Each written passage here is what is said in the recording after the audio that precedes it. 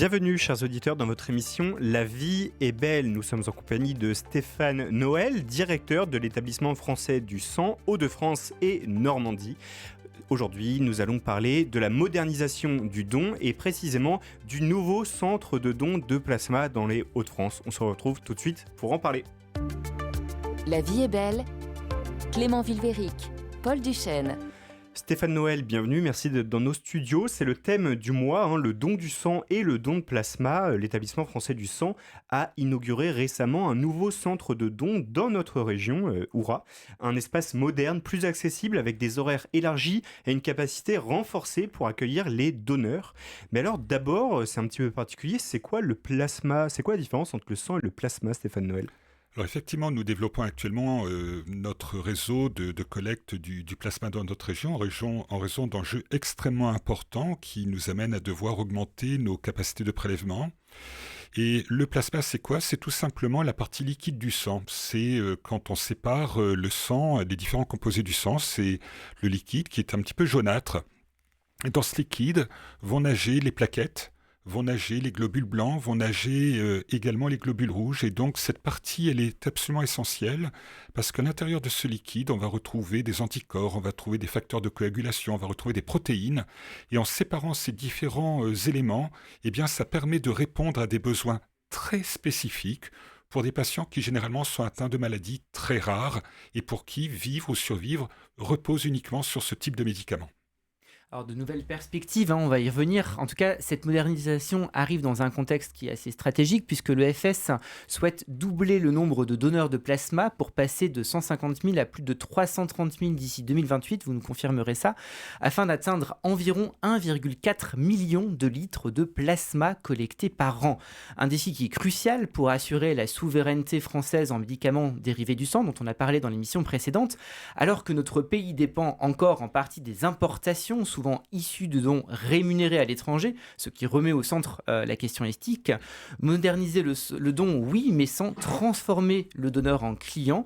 Comment est-ce qu'on garde l'essence éthique du don dans un univers plus attractif et plus technologique ?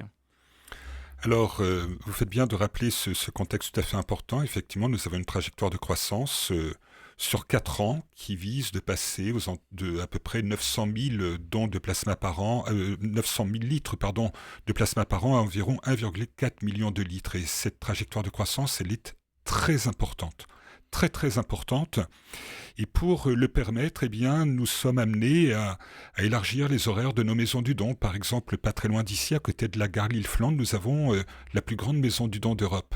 Et dans cette maison du don, nous avons élargi au maximum les horaires du matin au soir, tous les jours de la semaine, mais également le samedi, pour offrir aux donneurs un maximum de possibilités de pouvoir se rendre sur ce site pour donner son sang. Nous avons fait le même travail sur la plupart de nos maisons du don, et puis ce réseau ne suffit pas. Et donc, comme vous l'avez indiqué tout à l'heure, nous venons d'ouvrir à côté de la plus grande maison du don d'Europe, l'une des plus petites, qui se trouve au sein du siège social de l'EFS Hauts-de-France Normandie, à Los, dans le parc Rassanté. Et l'idée, c'est quoi ? L'idée, c'est tout simplement que pour relever ce défi, eh bien, il faut nous permettre d'offrir aux donneurs la possibilité de pouvoir donner leur plasma. Et pour donner son plasma, eh bien, il faut avoir du temps, mais parfois se rendre sur un site très urbain quand on habite dans la banlieue de Lille, c'est pas forcément facile. Et donc on a développé, avec cette opportunité de notre siège social, cette petite maison du don. Il y a 8 lits, 34 lits à la maison de Lille-Flandre, donc vous voyez un peu le différentiel. Mais cette maison du don, eh bien, c'est une nouvelle offre de collecte, une nouvelle offre de collecte au plus près d'une partie de la population, une partie du secteur hospitalier, des facs qui se trouvent, de nombreux étudiants. Et cette maison du don que nous avons ouverte le 17 novembre, eh bien, on voit qu'elle offre quelque chose qui est tout à fait intéressant pour la jeunesse. On voit beaucoup de jeunes nous rejoindre et c'est absolument formidable. Et bien voilà, donc en fait, félicitations, Monsieur Noël, vous êtes un jeune papa d'une toute petite maison qui vient d'arriver de don de plasma. Alors ça se passe comment donner son plasma ? Ça dure combien de temps ? Est-ce qu'on se présente spontanément ? Est-ce qu'on prend rendez-vous ? Voilà, en fait, c'est quoi donner du plasma ? Et est-ce que ça fait mal ? Je pense qu'il y a des auditeurs qui se demandent, est-ce que ça fait mal ? Alors, la question que vous soulevez est une question que l'on entend souvent. Est-ce que ça fait mal ? Eh bien, la plupart des donneurs qui viennent donner leur sang sont heureux quand ils viennent faire l'acte de donner leur sang. et cette piqûre n'est absolument pas quelque chose qui ressort des échanges que nous pouvons avoir avec nos donneurs. Il faut savoir que nos personnels sont extrêmement formés à pratiquer ce qu'on appelle la phlébotomie, c'est-à-dire cet acte de pouvoir faire la piqûre pour pouvoir recueillir le sang qui circule dans nos veines.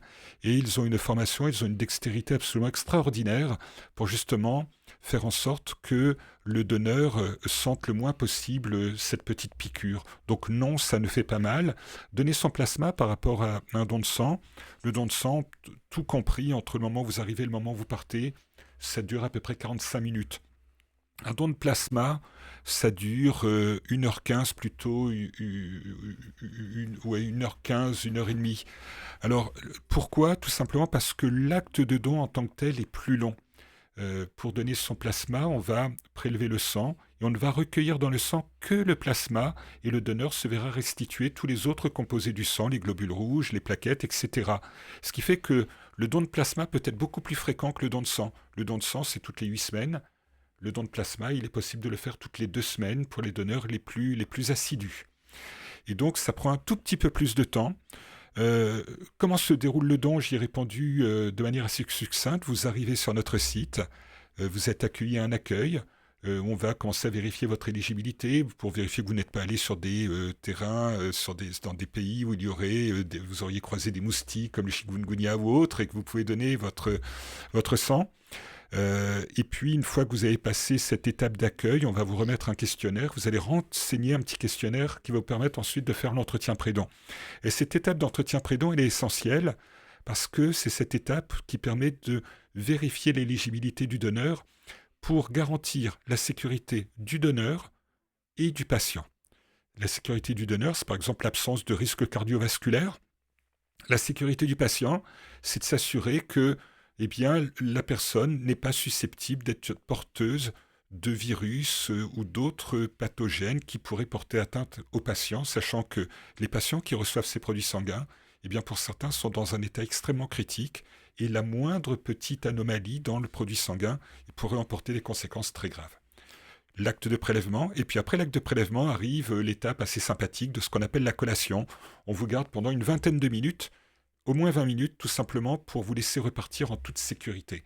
Et cette étape, elle est importante parce que on va vous restaurer, on va surtout vous réhydrater et surtout on va vous surveiller pour que vous repartiez avec une garantie forte en matière de sécurité.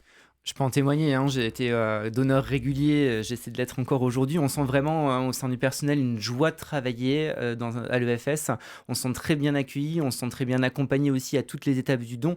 Et effectivement, il y a un sentiment de sécurité au-delà de ça qui est vraiment très très fort. Merci Stéphane Noël, vous qui êtes directeur de l'EFS Hauts-de-France et Normandie, de nous rejoindre. On parlait de la modernisation du don en France et on parlait également alors pas de la concurrence, mais en tout cas de notre dépendance à l'étranger. Comment est-ce qu'on va faire pour veiller à ne pas basculer vers un marketing du don, selon vous ? Alors, le sujet n'est pas de basculer vers un marketing du don. Le sujet, c'est de ne pas sortir des règles intangibles qui sont les nôtres en matière d'éthique. Et aujourd'hui, je peux vous dire que notre sujet, ça n'est pas de chercher comment tangenter la ligne jaune en matière d'éthique. Notre sujet, c'est comment renforcer l'éthique au sein de notre territoire et comment également promouvoir la culture éthique en dehors de nos frontières. Et récemment, il y a une directive européenne qui s'appelle la directive SOO qui est venue renforcer encore ce cadre éthique. Et la France a été une partie prenante très importante dans ces discussions au niveau européen pour justement que ce cadre éthique qui est le nôtre, auquel nous sommes absolument attachés, ne soit pas fragilisé par des textes externes qui viendraient s'imposer à nous. Je ne sais pas, les directives, c'est un règlement SOO, pardon. Et en revanche, le marketing, c'est un gros mot peut-être dans la bouche de certaines personnes ou entendu par certaines personnes, mais nous utilisons aujourd'hui les outils du marketing pour faire en sorte de solliciter nos donneurs, pour faire en sorte de relancer nos donneurs, pour faire en sorte d'essayer de recruter des nouveaux donneurs. Donc le marketing n'est pas mauvais en soi. C'est la manière dont on l'utilise et c'est la manière dont nous utilisons ces outils pour faire en sorte de le faire dans le respect des donneurs, dans le respect de ce qu'ils souhaitent ou de ce qu'ils ne souhaitent pas, pour faire en sorte à la fois de les fidéliser, de les faire revenir au don et de recruter de nouveaux donneurs. Et du coup, d'avoir leur confiance aussi dans ce que va devenir le don. On parlait tout à l'heure de médicaments. Ces médicaments, ils sont développés par des laboratoires privés. Il y a des laboratoires qui sont éligibles. Comment ça fonctionne pour la sélection des personnes, des entreprises en fait, qui vont traiter le plasma après? Alors en fait, en France, nous avons une histoire commune avec le laboratoire français du fractionnement et des biotechnologies, puisque tout ça a été créé à l'origine au sein d'une même structure, et l'État a décidé à un moment donné de séparer les deux acteurs pour d'un côté avoir l'entreprise l'établissement qui est devenu l'EFS, qui collecte les produits sanguins, qui délivre les produits sanguins labiles au sein des hôpitaux, et d'autre part un acteur qui lui est un acteur pharmaceutique, qui est totalement sous statut, sous capitaux publics. L'État est l'actionnaire de ce laboratoire, et donc il y a une filière qui est organisée, qui prévoit, c'est dans les textes, que l'EFS adresse son plasma pour être transformé en médicament au laboratoire français du fractionnement et des biotechnologies. Donc c'est une structure qui est organisée ainsi au niveau étatique. C'est une organisation qui, en plus de ça, aujourd'hui se renforce pour répondre à un enjeu de souveraineté sanitaire important, puisque nous dépendons encore trop fortement, malheureusement, des médicaments venant d'outre-Atlantique. D'ailleurs, on voit que l'État français essaie de pousser au don du sang, la nouvelle promotion de la Légion d'honneur, celle qu'on appelle dite du 14 juillet, a mis à l'honneur Jacqueline Barbanson, qui est présidente d'honneur d'une association de donneurs du sang. Elle a 176 dons à son actif, et l'initiative citoyenne a voulu que lui soit remise la Légion d'honneur. Est-ce que vous vous sentez soutenu par les pouvoirs publics, et est-ce que le don du sang rentre dans une sorte de relation diplomatique entre les pays? On a dit tout à l'heure qu'on dépendait des produits américains. Est-ce que vous sentez qu'aujourd'hui, le don du sang devient une question diplomatique entre les pays européens et les pays étrangers qui donnent le sang à l'Europe? Aujourd'hui, on ne peut pas dire qu'il s'agit d'une question diplomatique. Nous avons beaucoup d'échanges entre pays européens et entre pays qui fonctionnent dans un cadre éthique identique. Nous avons beaucoup de partenariats avec ces autres pays, avec une volonté commune, qui est une volonté commune de défendre ce modèle et de défendre ce modèle éthique. L'établissement, et si on peut appeler ça une forme de soft power, intervient beaucoup auprès des pouvoirs publics pour justement accompagner un certain nombre de pays, et notamment des pays en voie de développement, pour aider à organiser une chaîne transfusionnelle dans les règles de l'art et dans les règles de l'éthique. Donc nous sommes régulièrement sollicités par le gouvernement pour accompagner, dans le cadre d'une logique de soft power, pour aider ces pays justement à développer des modèles éthiques. Concernant l'autre point que vous souleviez, oui, aujourd'hui, l'EFS est clairement soutenu par le gouvernement. J'en veux pour preuve, par exemple, le modèle de financement de l'établissement qui a évolué il y a 2 ans à peu près et qui permet désormais d'avoir un dispositif de subvention d'équilibre qui est apporté par l'assurance maladie tous les ans, qui est rediscuté au Parlement tous les ans, pour faire en sorte qu'avec la décroissance de la cession des produits sanguins, qui a fait que notre modèle économique était déséquilibré, puisque nous sommes contraints d'être présents dans beaucoup d'hôpitaux, mais à partir du moment où vous délivrez moins de produits sanguins, vous avez une structure qui malheureusement est toujours à peu près la même, et qui devient de moins en moins efficace au plan économique. Eh bien, il a fallu rééquilibrer le modèle. Et donc, nous sentons bien le soutien des pouvoirs publics, tout comme nous avons actuellement un plein soutien s'agissant du développement de la filière plasma qui exige des investissements colossaux. On a parlé d'une maison du don tout à l'heure. Nous sommes en train, sur le périmètre de la ville d'Amiens, de chercher des nouveaux locaux pour développer une nouvelle maison du don pour accroître la capacité. Nous avons des besoins d'équipements à acheter qui sont énormes. Et donc tout ça, on ne peut le faire qu'à partir du moment où il y a un soutien économique. Mais vous avez parlé d'efficacité économique, mais je pense qu'il y a plein d'auditeurs qui ne comprennent pas. Le sang a donc un prix, parce qu'eux, ils le donnent. Oui, alors on a tendance à penser au sein de l'établissement que être efficient au sein de l'établissement, c'est aussi une partie de l'éthique du don. Il ne serait pas éthique que de ne pas travailler sur la rationalisation de nos organisations. Et donc nous avons aujourd'hui au sein de l'établissement la volonté d'être exemplaires sur le bon usage des deniers publics qui résulte de la cession des produits sanguins aux hôpitaux. Merci beaucoup Stéphane Noël pour cet échange d'aujourd'hui. La vie est belle. RCF Hauts-de-France.